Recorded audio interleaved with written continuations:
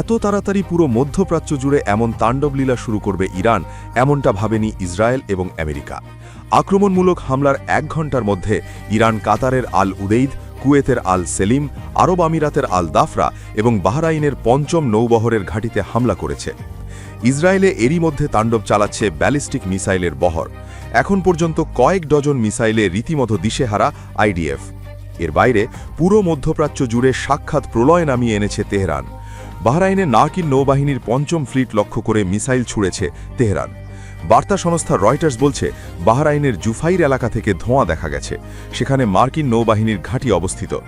মার্কিন মিত্র কাতারেও আঘাত হেনেছে ইরানি মিসাইল, যদিও সবগুলি মিসাইলই পেট্রিয়েট প্রতিরক্ষা ব্যবস্থা দিয়ে প্রতিহত করার কথা জানিয়েছে কর্তৃপক্ষ।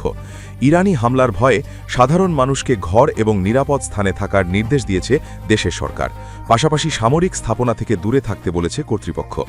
একই খবর এসেছে বাহরাইন থেকেও। বিস্ফোরণের শব্দ পাওয়ায় নাগরিকদের নিরাপদ আশ্রয়ে থাকার নির্দেশ দিয়েছে কর্তৃপক্ষ। সংযুক্ত আরব আমিরাতের আবুধাবিতে পাওয়া গেছে বড় বিস্ফোরণের শব্দ। একই শব্দ পাওয়া গেছে কুয়েতে। পুরো দেশ জুড়ে বেজে উঠেছে সতর্কতা সাইরেন। ইরাক সিরিয়ার আকাশে উড়ছে একের পর এক যুদ্ধবিমান। ইরাকের আকাশে খুব নিচ দিয়ে উড়ে যেতে দেখা গেছে 10টি মিসাইলের বিশাল বহরকে।